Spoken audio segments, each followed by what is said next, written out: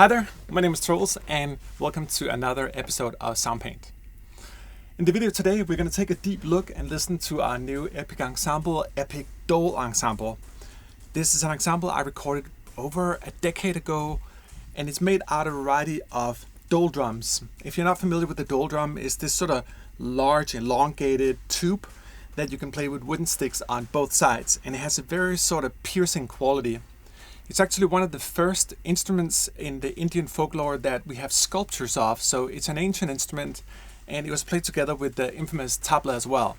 But the dhol has a really sort of punchy sound to it. It's very modern, if you will, and you're going to hear dhol in a lot of modern dance music today as well, from India in particular, and with sort of what they call Punjabi style, which is quite popular for the dhol. It has sort of a very unique swing to it. I'm going to try my best to play it that way, but I'm also going to try to play different things. But the library was also inspired by the Bourne Identity movie by John Powell in the early 2000s.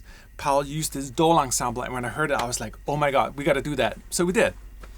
And having it in Soundpaint is just a completely different level of fidelity. We have 127 velocity layers per key. We can control the room now. We have time control inside of Soundpaint, so we can actually control the size of the room just by using that module as well.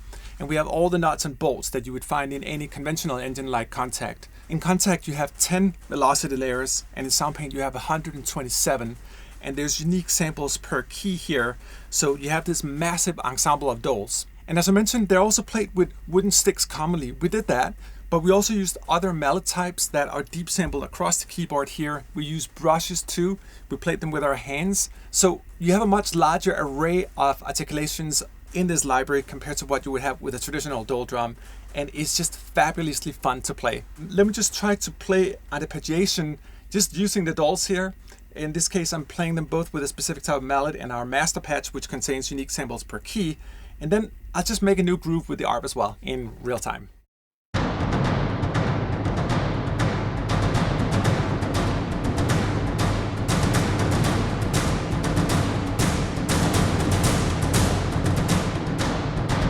Okay, so that's cool, but let me try to manipulate it in real time here. I'm just going to hold down the hold button here in the arpeggiator and then just try to make a new groove.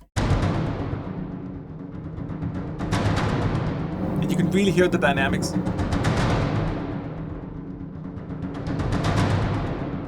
Is that cool?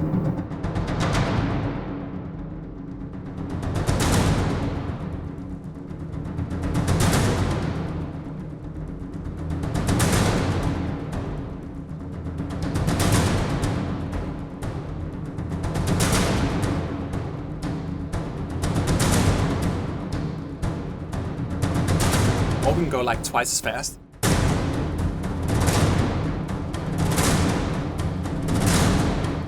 And it's crazy with the dynamics here. If I just take here and hold down, I love this Soundpaint as well. You can sort of draw curves.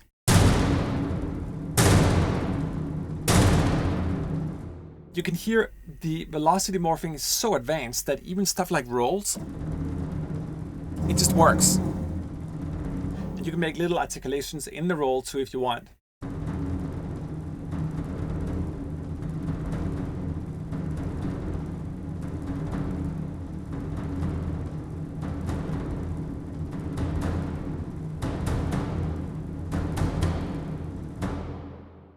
But it's also really fun to play without arpeggiators, just straight on the keys here. Let me just jam a little bit.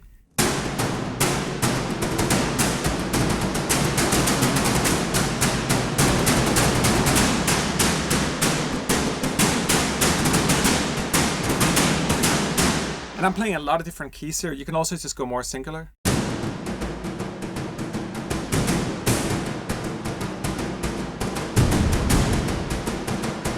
That's more the sort of traditional kind of dhol swing, if you will. And as I mentioned in the beginning, we also recorded them with brushes, so you can do this kind of thing.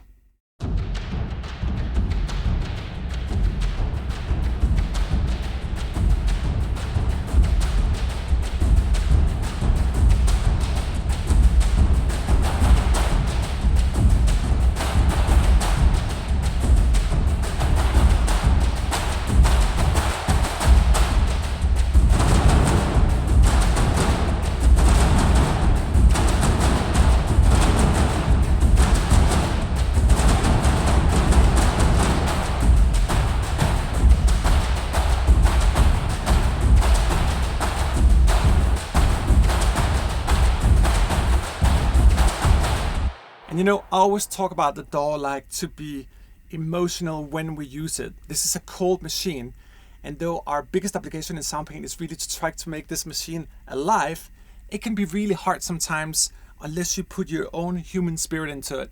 So when you see me play here kind of loosely, that's how I would do it in the DAW as well, really to give it life. Like, it's a fairly static sequence. It helps when you have 127 velocity layers to make it more real sounding, but when you jam a little more loosely on top, which I call not being on the grid inside of the DAW, don't ever work on the grid. That way you also get a lot more sort of humanity inside of your samples, inside of your music. It's an embodiment, if you will. I like to feel particular drums and stuff in my body, dancing with the keyboard.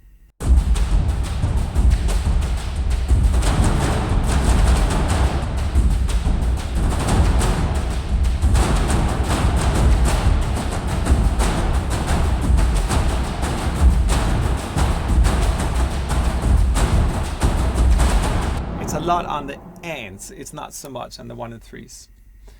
Let me show you something else here. This thing is something I discovered a little bit by accident, but in Kontakt we've always gotten this feedback, especially on our big Epic libraries, like, hey, how can I control the room? And the normal way you do it in Kontakt is you can use ADSR, particularly the release. So for example, if I shorten the release here as I play, it sort of gives the illusion of the room being smaller, but it's not really what's going on. But in Soundpaint, that all disappears, and we're in a completely new paradigm because we can modulate time and without really impacting your CPU as well. When we can impact time, we can impact the length of the sample without affecting pitch. Sorry for getting a little bit like scientific here. In other words, we can control the size of the room. So let me turn on time here and then show you here. If I take speed, you can hear the room gets shorter because we're shortening the sample, but we're not affecting the pitch of it.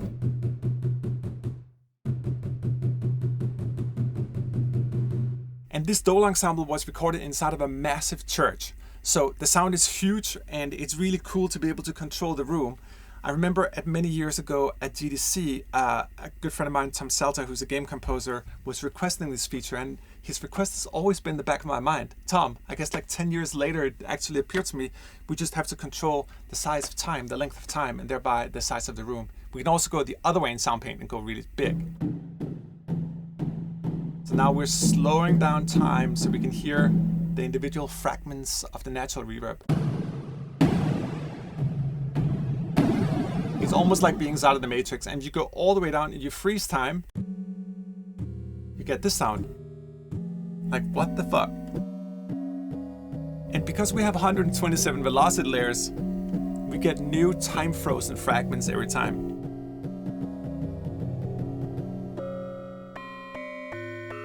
Almost sounds like a meditation bowl.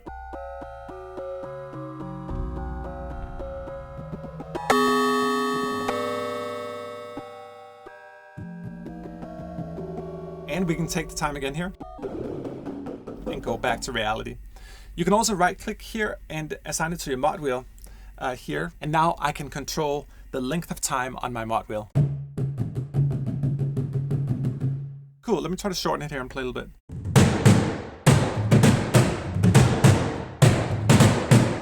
So that's the room shortened half its original value. This is 25%. And if I just play it here, you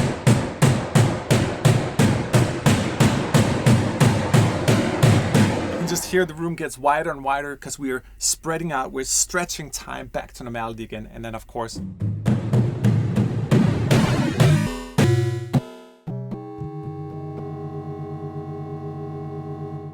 another feature I love in Soundpaint is also our one note stretch. If you notice this icon up here, this is inside of our sound mode. One note stretch allows me to take a single note and then stretch that across my entire keyboard. And the cool thing about that is in Soundpaint, because we have 127 velocity layers, that one note becomes a lot more than that. So it's fully playable across the keys in multiple octaves, but it's also 127 dynamic layers. And that sort of allows you to take a Dhol drum and make it into something like this.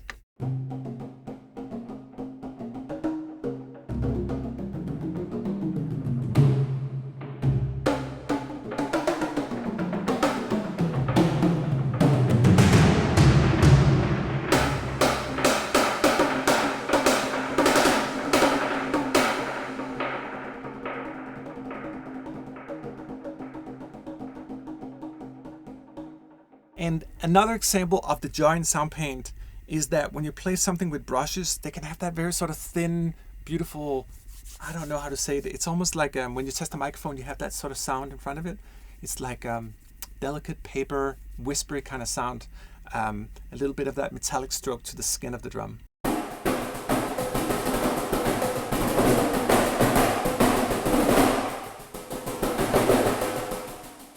That sound.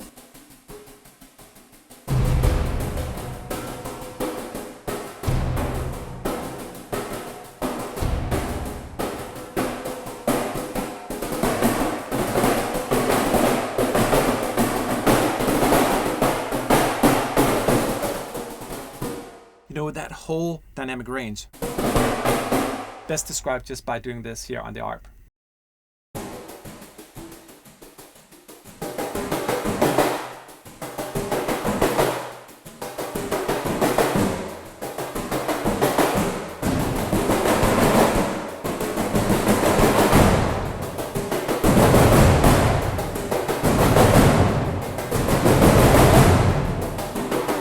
And this is an Epic percussion library, so I like to use a lot of fingers. In the past I've said sort of just play like a penguin. Because one sound, it's big. I mean, that's plenty big. But I always felt like, this is big, why not just go bigger? It's a computer, who cares? This might be like 200 players playing at the same time.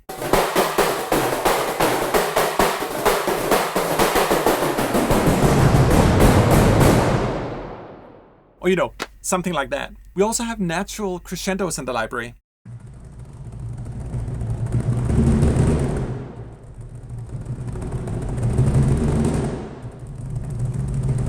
And they're unique samples per key. For example, up here,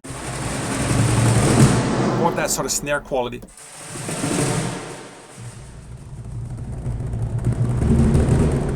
So, in case that you just want that natural feel, a little bit of human imperfection, you can use those. This one here is almost what I want to say, sort of a natural ensemble, the closest thing to how it actually just was in the session. When you see programs called main inside of Soundpaint, it means that they're the main programs. They're intended to be true to the native session and really just bring you back to where we were all these years ago. And for me, it really does bring me back in time.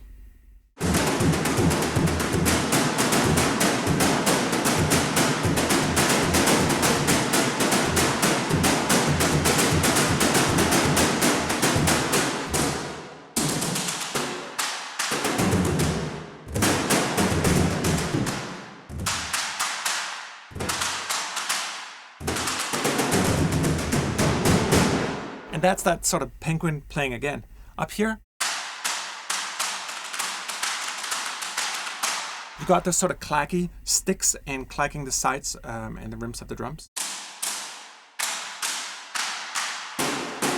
And this is where the typical Dhol sound begins down here, and I love this sound here.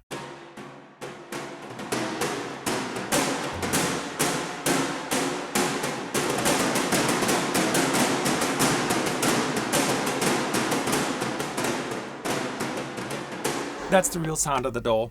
And of course you can also use it on the bottom, which has more of a bass quality. So it has sort of a bass snare drum, little bit vibe to it.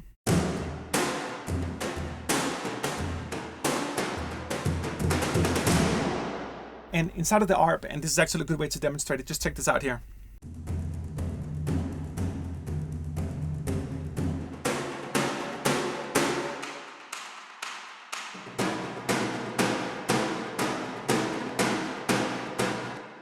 It's just so bubbly.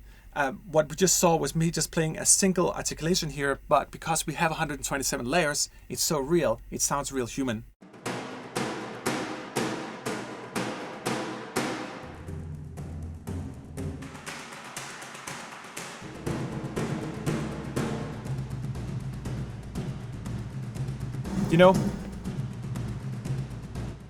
I could just listen to that, and for me, sometimes the ear will get fatigued when you get what's called the machine gun effect. The samples are just the same over and over. But here, no. This sounds real, because it is. And forgive me for repeating this notion of 127 dynamic velocity layers, but it makes a huge fucking difference. Like, this is the difference between almost like 8-bit and 16-bit to my ears, because it's so overwhelmingly more dynamic, human, if you will, full of imperfections. We also recorded the Dhol drums with our hands. They're naturally played with sticks, but the hand is a different kind of mallet, if you will, and it gives more of a sort of soft kind of tension on the drum, buttery surface.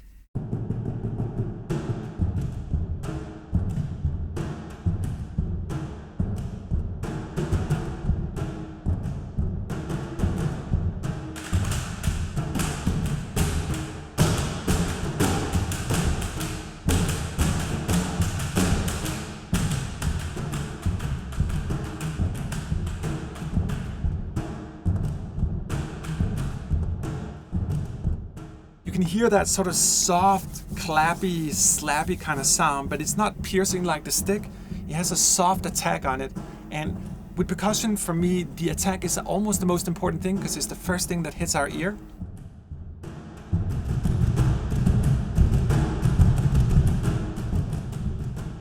Here's another take on it, this time played with alternative mallets. Beautiful sound too.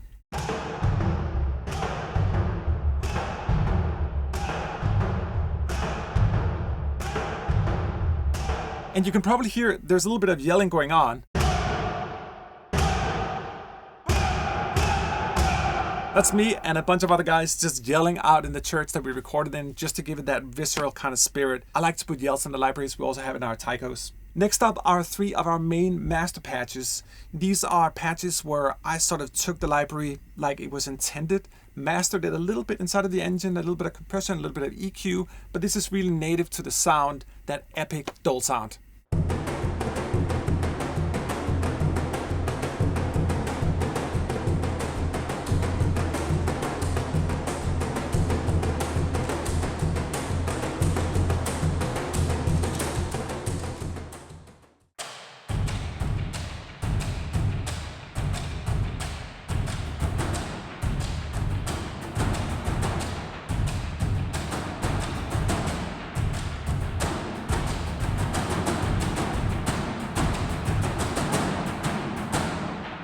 And if you look inside of the effects here, you'll notice that for the master patches, as I said, I like to sort of like beef them up a little bit. So for example, on EQ5 here, you'll notice when I move the mod wheel here, that actually changes inside of the sequencer here as well. I like to modulate EQs. It brings forth more shine in the sound.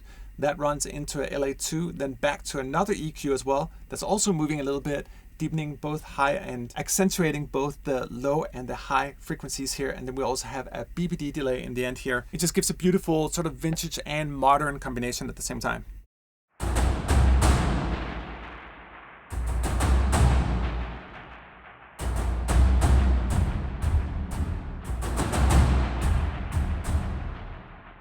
And because we're inside of Soundpaint, I also took the liberty of creating the mega ensemble. So this is 4 different Dhol ensembles stacked on top of each other, manipulated, tuned in different ways, just to give you the ultimate super beefy sound.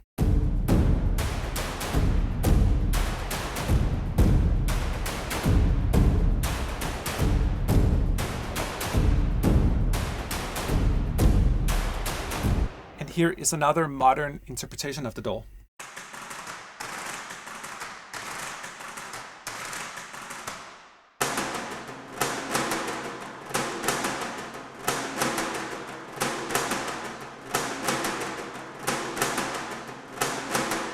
And this one here is running fast, and it shows that you can do those kind of rolls as well. So when you sequence it, think anytime you want to sequence a roll, just really sequence them fast here, and you can do complete realistic rolls inside of it. You don't need roll samples anymore. That's completely controllable in the engine naturally.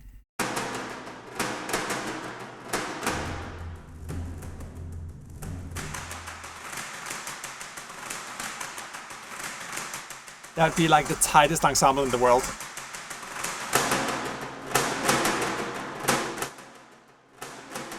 This one is using the Dhol ensemble, but also combining with 2 other Soundpaint libraries, namely our xylophone and our marimba ensembles, which is just beautiful. But I wanted to preserve the attack of the Dhol and then play with a xylophone and a marimba ensemble at the same time. I know, I'm spoiled.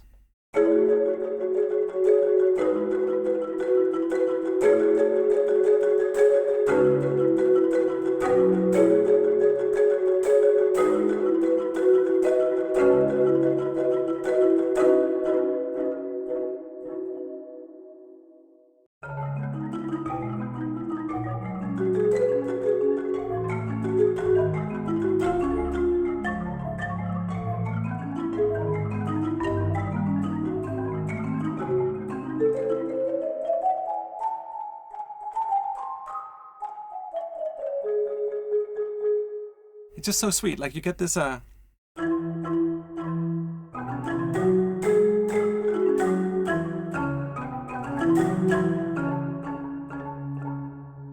I more and more start to think about sounds on their attack. You'll notice inside of Soundpaint here as well that we have an attack category for attack sounds, something we're going to do more and more of, which is sort of the opposition to release triggers. We've had release triggers forever, but now we can also create attacks. We can put new sounds in the front of the sound, the first thing that hits the ear, and it really helps sort of define the sound here. If I remove this guy here, you can see how low the volume is.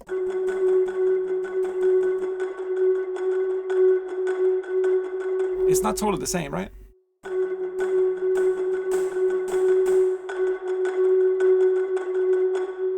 You can also make the library sound like a snare ensemble, pretty close actually.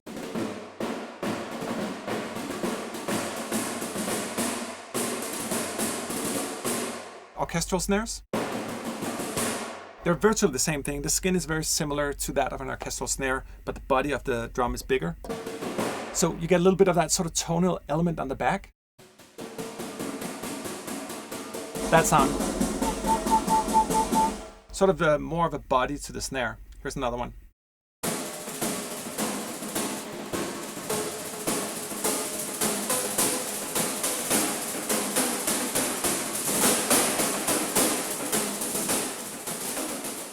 You know, as we continue this journey together in terms of building instruments in Soundpaint and all of us learning more about what is it really to sample an instrument and capture the soul of it, a huge part of that is the softness of instruments, which is where most of the beauty tends to reside. Here, for example, just like really soft dhol drums.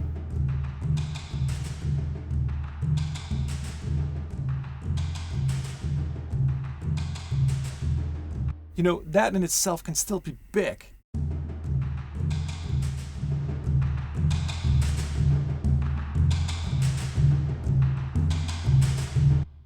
And I just say that because even though we're dealing with epic libraries, also think about the soft side of them. Most of the time for underscoring and things that don't require like massive action splashes, they're really beautiful in their softer kind of regions.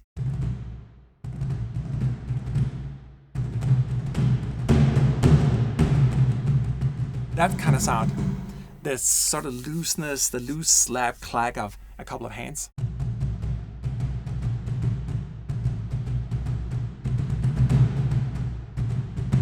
And if you notice here on our velocity module down here, you'll notice that I have it to the very lowest setting. I tend to do that when I want to accentuate softer instruments more. We're actually going to expand upon this feature soon so you can draw your own velocity curves too.